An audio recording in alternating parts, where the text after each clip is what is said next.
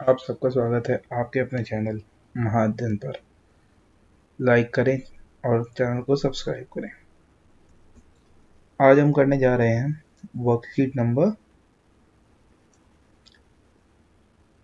2 जो है class 8th के लिए। इसका टॉपिक है natural resources. Social science subject की है रिसोर्स एंड डेवलपमेंट और आज डेट है 18 सितंबर 2020। आगे बढ़ते हैं। In worksheet 1, we have learned that anything that has some utility or usability is called a resource. हमने फर्स्ट वर्कशीट में पढ़ा होगा कि कोई भी ऐसी चीज़ जिसको हम यूज़ करते हैं, जिसकी कोई यूटिलिटी होती है, कोई यूजेबिलिटी होती है, उसको हम रिसोर्स कहते हैं। दिस यूजेबिलिटी मे और may not have an economic value. ज़रूरी नहीं है कि जिस भी चीज़ को हम यूज़ कर रहे हैं उसका कोई इकोनॉमिक मतलब कोई पैसा लगे या कोई ना भी लगे। जैसे एक a beautiful landscape does not have any economic value. जैसे कि हम कोई बहुत अच्छे, जैसे हमने जंगल देखे, जंगल हुआ, या कोई हम गए किसी जगह पर और हमने कोई बहुत अच्छा सा व्यू देखा, तो उसका वैल्यू होगा, ऐसा उसकी कोई इकोनॉमिक वैल्यू होगी या हमें उसको देखने के लिए कुछ पैसे देने होंगे, ऐसा ज़रूरी नहीं है। But on the other hand metals और fossil fuels have economic value but both are equally important resources। अब जैसे अगर बहुत सारी ऐसी चीज़ें होती हैं जो हम यूज़ करते हैं और हम उनको खरीदते हैं। जैसे मान लीजिए हम गाड़ी चलाते हैं तो उसके लिए हमें पेट्रोल चाहिए होगा या डीजल चाहिए होगा, सीएनजी चाहिए होगी, जो भी चाहिए होगा, तो वो हमें खरीदनी पड़ेगी। तो हमारे लिए दोनों ही चीज़ इंपॉर्टेंट है। Now the question arises, are all the resources that we have tabulated in previous worksheet come from the same source or they come from different source। हमने जो प्रीवियस वर्कशीट में पढ़ा था रिसोर्सेज, जितने भी रिसोर्सेज पढ़े थे, क्या वो एक ही सोर्स से आते हैं, मतलब एक ही जगह से आते हैं या अलग अलग जगहों से आते हैं? आज हम इसके बारे में देखते हैं। Let us do some activity. हमको यहाँ पे here is a list of some substance, हमें यहाँ पे कुछ चीज़ों की लिस्ट दी हुई है और हमें इसमें से देख के बताना है कि कौन से नेचर देता है हमें और कौन सा ह्यूमन। मैं थोड़ा सा आपको ब्रीफ कर देता हूँ।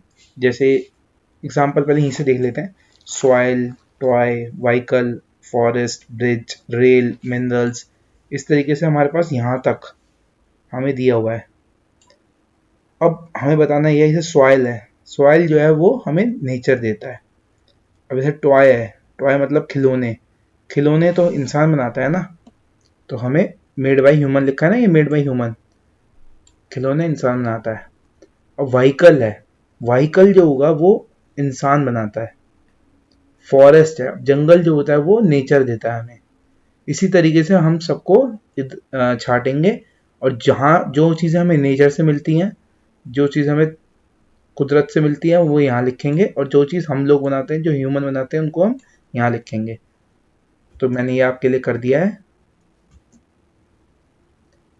देखिए, forest, minerals, rivers, mountains, sunlight, wind, coal, petroleum, natural gas, ये सब नेचर देता है।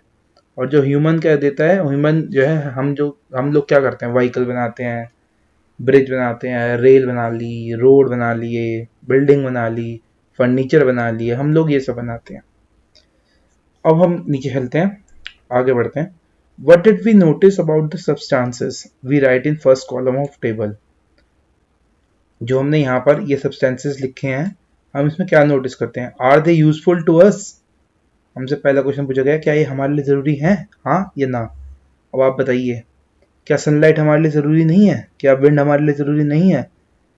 या रिवर्स, या माउंटेन्स, या जंगल, या सॉयल, ये सब हमारे लिए ज़रूरी है ना?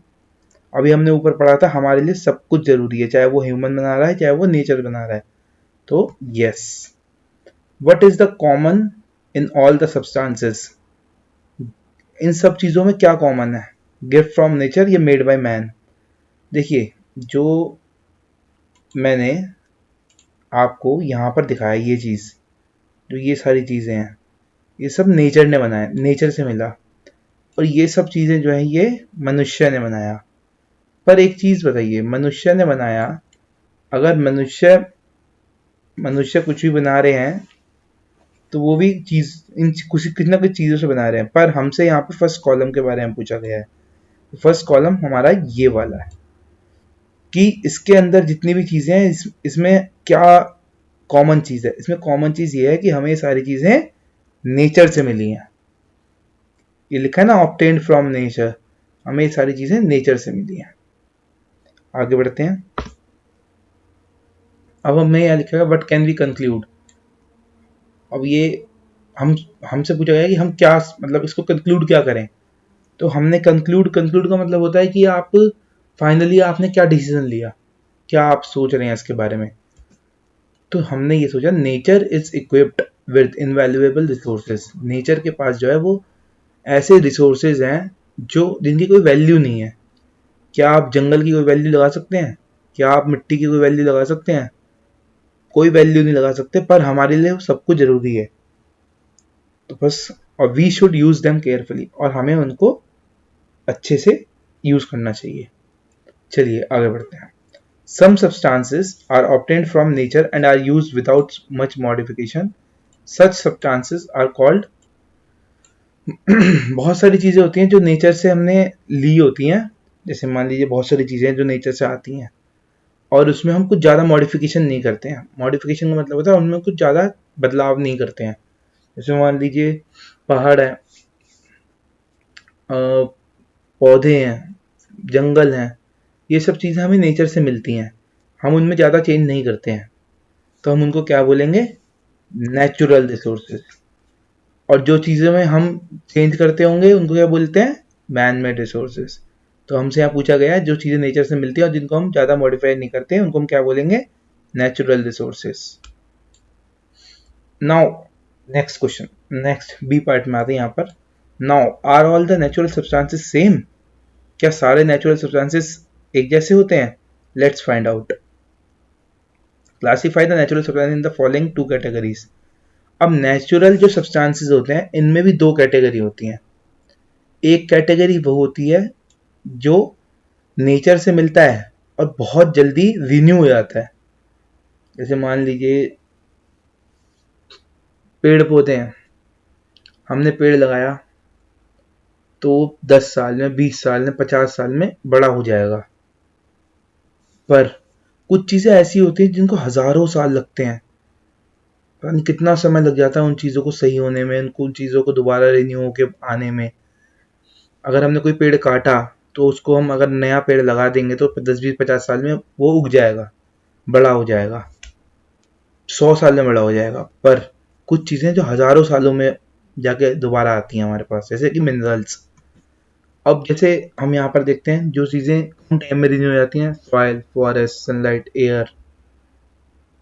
पर जो चीज़ें लिमिटेड होती हैं और ये हजारों सालों में जाके रिन्यू होती हैं वो है minerals, mountains, coal, petroleum, natural gas. इसी तरीके से आगे बढ़ते हैं। On the basis of above observation we can say, हमने जो ऊपर पढ़ा उसके हिसाब से हम कह सकते हैं there are some natural substances which are found abundantly in nature and get renewed quickly are called renewable resources।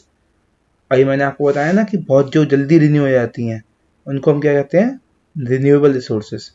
while some other natural substances are limited in stock, are exhaustible and they take plenty of years to get replenished, such substances are called non-renewable resources। और जो ये चीज़ें होती हैं यहाँ पर जिनको हजारों साल लगते हैं इनको हम कहते हैं non renewable resources. However, we must always remember that careless use of renewable natural resources may make it exhaustible, like water or soil is abundant, but its careless use will make it unfit for utilization। पर renewable जो resources होती हैं हमारे पास, जो बहुत कम जो कम समय में भी दोबारा रिन्यू हो जाती हैं, दोबारा हमारे लिए आ जाती हैं, हमारे लिए हमें अवेलेबल हो जाती हैं, हमें उनका यूज़ ढंग से करना चाहिए जिससे कि वो चीज़ें हमारे को मिलती रहें। ऐसा ना हो कि वो चीज़ें धीरे धीरे धीरे धीरे कम होती चली जाएं और हमें यूटिलाइज करने में बहुत टाइम लगे। चलिए आगे बढ़ते हैं। अब आ गए हमारे क्वेश्चन। क्वेश्चन फर्स्ट हमारा ये वाला क्वेश्चन है, what are natural resources? Give some examples. इसका आंसर है the resources that we get from nature are called natural resources such as forest, air, minerals, sunlight, etc. अब हमें यहाँ डिफरेंस बताना है रिन्यूएबल और नॉन रिन्यूएबल रिसोर्सेज के बीच में सेकंड क्वेश्चन में। इसका आंसर है some natural resources which are available in limited quantity in nature and are quickly renewed are called renewable resources. At the same time, there are some natural resources which have limited reserves, are about to run out and take thousands of years to be replenished, are called non-renewable resources. अब third question, अब हमें यहाँ पे classify the following natural resources in renewable and non renewable. अब हमें renewable और non renewable resources बताने हैं इनमें से जो ये हमें लिस्ट दी हुई है। इसका आंसर है रिन्यूएबल रिसोर्सेज में हमारे पास है फॉरेस्ट, वाटर और सनलाइट, एयर।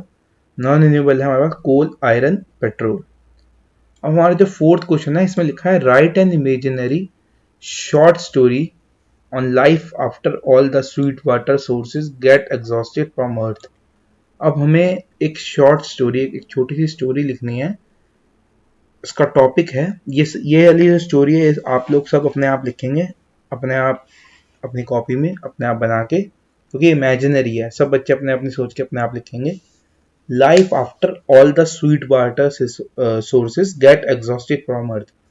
अगर हमारी पृथ्वी में से जो पीने का लायक पानी है अगर वो सब खत्म हो जाता है, उसके बाद हमारी जिंदगी कैसे रहेगी, कैसी होगी, इसके बारे में हमें एक इमेजिनरी, एक अपने दिमाग में क्या शॉर्ट स्टोरी आती है, आपके दिमाग में क्या आता है कि क्या होगा क्या नहीं होगा, वो सब आपको लिखना है। आप उम्मीद करता हूँ सबको समझ में आ गया होगा। कोई अगर किसी को क्वेश्चन हो तो आप कमेंट सेक्शन में ज़रूर लिखें। आप सभी का बहुत बहुत धन्यवाद। चैनल को सब्सक्राइब ज़रूर करें। आप चैनल को सब्सक्राइब करेंगे तो हमें प्रोत्साहन मिलेगा कि आप लोग हमारी वीडियोस को देखते हैं, और इसी तरीके से प्यार देते रहें। चैनल को लाइक करें, सब्सक्राइब करें और बेल आइकन दबाना बिल्कुल ना भूलें, जिससे कि नई वीडियोस आते ही आपके पास नोटिफिकेशन आ जाएगा। Thank you.